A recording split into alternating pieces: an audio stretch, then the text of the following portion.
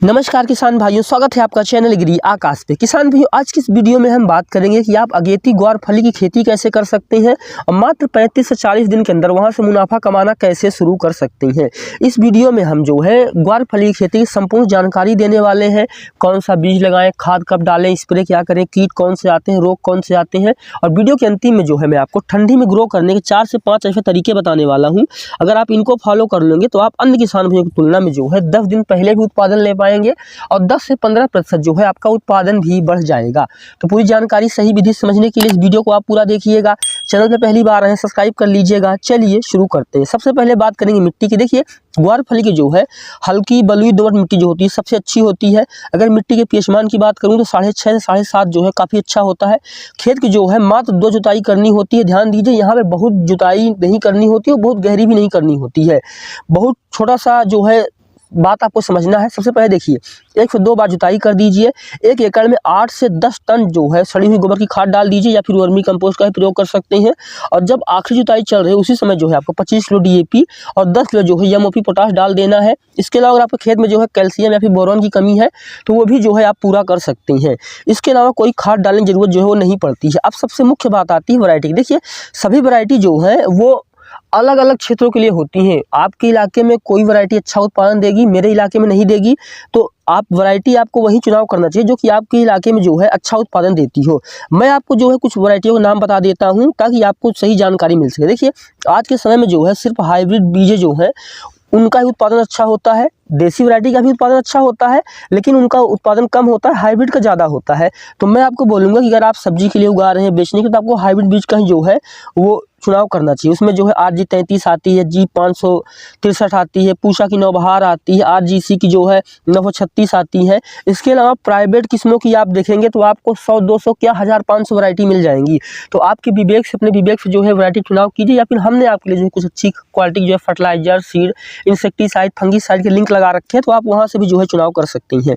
और अब बात आती है बुआई की। देखिए, ग्वार की जो बुआई हो 2 मौसम में होती है। एक जो है गर्मी में, एक जो है वो बरसात में। बरसात का जो है जून जुलाई में की जाती है, जबकि जो गर्मी के लिए किसान भाई करते हैं वो मतलब दिसंबर में भी, जहाँ पे सर्दी कम पड़ती कर देते हैं, या कुछ लोग जो है जनवरी में करते हैं। इसका फार्मूला क्या है मैं आगे बताऊंगा कि किस मौसम बुआई करने के लिए क्या चाहिए, ध्यान रखना चाहिए। देखिए, 1 एकड़ खेती के लिए जो है आपको लगभग 6 से 7 किलो बीज की जरूरत पड़ती है। लाइन में अगर बुआई कर रहे हैं तो लाइन से लाइन की जो दूरी है 1.5 से 2 फीट रखें और पौधे से जो पौधे की दूरी है उसको मात्र 10 से 12 सेंटीमीटर रखिए। ये सही तरीका होता है। इसके अलावा अगर बीज को ट्राइकोडर्मा या फिर बेबीस्टीन से हल्का सा उपचारित करके बोएंगे तो इससे जो जड़ गलन की बीमारी आती है ना, इसमें जो एक प्रमुख बीमारी आती है बुआई के बाद, वो बोलती है जड़ गलन, वो इसमें नहीं आएगी।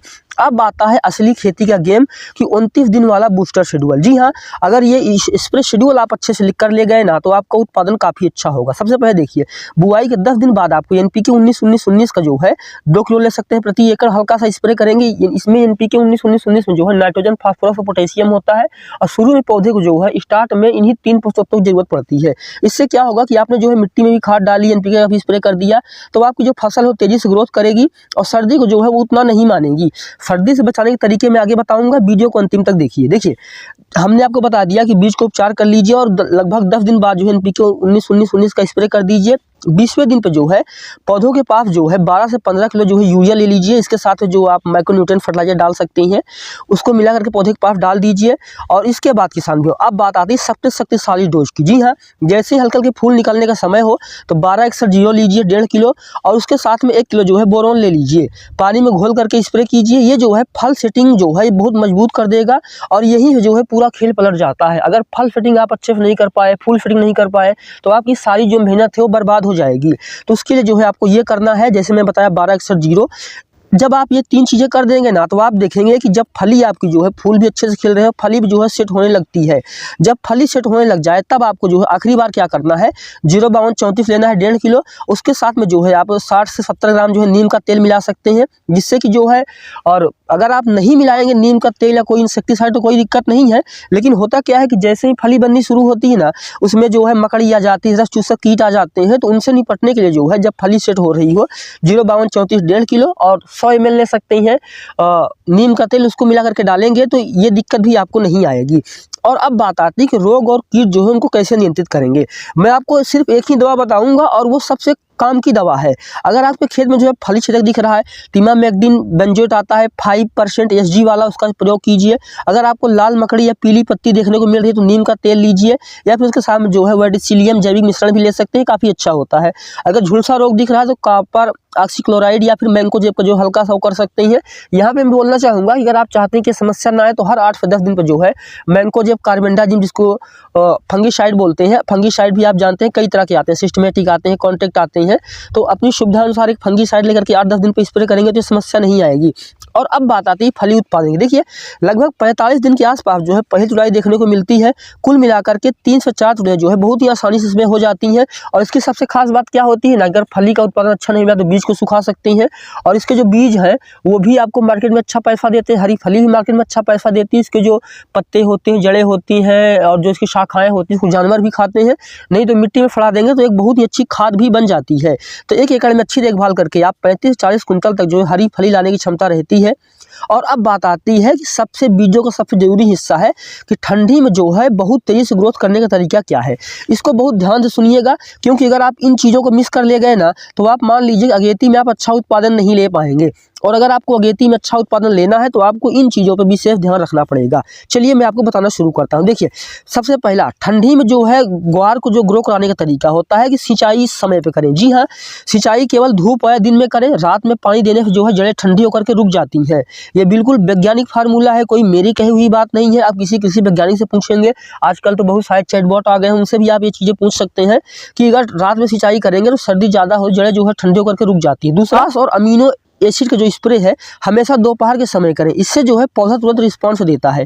तीसरी बात है कि पौधे के नीचे जो है सूखी घास या फिर मल्चिंग डाल दे, इससे क्या होता है जड़ें गर्म होती हैं और ठंडी में भी जो बढ़वार है वो लगातार चालू रहती है। चौथी बात है कि ठंडी में रासायनिक स्प्रे जो है उसको कम से कम कीजिए, जैविक स्प्रे को जो है ज़्यादा से ज़्यादा लीजिए। इससे क्या होता है कि जैविक स्प्रे आप करेंगे ना तो आपकी जो फली है उसका स्वाद भी काफ़ी अच्छा रहता है, बाजार में जो है प्रीमियम रेट भी मिल जाता है। आप ये भी बोल सकते हो कि मैंने इसको ऑर्गेनिक उगाया है, तो हो सकता है आपको अगर मंडी अच्छी है तो आपको ज़्यादा अच्छा रेट मिल जाए।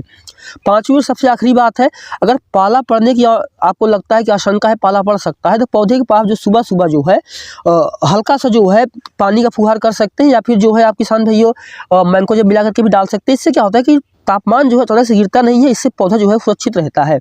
और अब बात आती है कि यदि ग्वार फली की पूरी खेती आप सही तरीके से करेंगे ना तो आप देखेंगे कि अन्य किसान भाइयों की तुलना में आप ज़्यादा अच्छा उत्पादन ले पा रहे हैं। और सर्दी में आप कोई सी फसल लगा रहे हो, जैसे मैं आपको बोल रहा हूँ ना कि भी हम ग्वार फली की बात कर रहे हैं, इससे पहले मैं भिंडी का वीडियो बना रहा था। सर्दी में बहुत सारी फसलों पर वीडियो बनाता ही रहता हूँ, तो मुझे एक चीज़ समझ में आई है कि कोई सी फसल अगर आप ठंडी में ग्रो करना चाहते हैं ना, थोड़ा सा इस पर ज़्यादा करना पड़ेगा, जड़ों को सुरक्षित रखना पड़ेगा। मैं ये बोलूँगा कि अगर आपको सामान्य 100 रुपये का खर्च आता है तो यहाँ पे हो सकता है आपको 120 या 130 रुपये का खर्च आ जाए। लेकिन अगर आपको रेट सही मिल गया और अगेती आप लगा ले गए ना, तो यकीन मानिए कि अगर आपने 1 क्विंटल माल निकाला और सीजन पे किसी आपके जैसे किसी किसान ने जो है 1.5 क्विंटल माल निकाला, तो आपका 1 क्विंटल जो है उसकी ज़्यादा कीमत होगी कंपेयर करें तो मतलब 1.5 क्विंटल वाले के मुकाबले। तो मार्केट का जो नियम है जो मुझे समझ में आता है वो मैं आपको बताने वाला हूँ, और इस पर आप लोगों को क्या लगता है कमेंट करके अपनी राय बताइएगा। कि मुझे ऐसा लगने लगा है अब कि अगर आपने सही समय पे अपने माल को नहीं उगा पाए अपना, तो ये भी आपकी गलती है। और रही बात, जैसे कि आप जानते हैं किसानों को जो है हर कोई लूटने में ही लगा हुआ है, कोई किसान की हेल्प नहीं करना चाहता है। तो अगर आप एक किसान हैं तो आपको आत्मनिर्भर बनना पड़ेगा और अपने बारे में सोचना पड़ेगा। अगर आप इस तरीके से खेती करेंगे तभी आप भविष्य में अच्छा उत्पादन ले पाएंगे। तो ये था आज का हमारा वीडियो कैसा लगा कमेंट कीजिएगा। चैनल पे पहली बार है सब्सक्राइब कर लीजिएगा। बहुत बहुत धन्यवाद।